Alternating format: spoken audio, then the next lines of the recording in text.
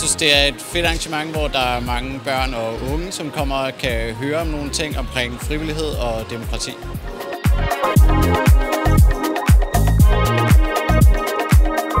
Jeg synes, det er godt, at man får mulighed for ligesom at danne nogle holdninger, selvom vi ikke må stemme endnu. De er nysgerrige, og jeg synes, at det er en god måde at møde de unge mennesker i øjenhøjde.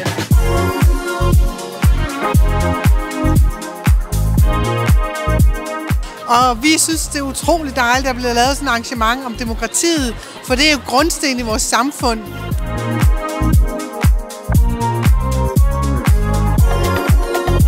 Jamen, jeg synes, det er så fantastisk, og det er jo alle vores skoler, der kommer.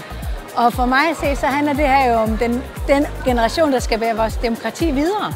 Så det at høre, hvad de har på hjertet, og også få dialog med dem, synes jeg er så vigtigt.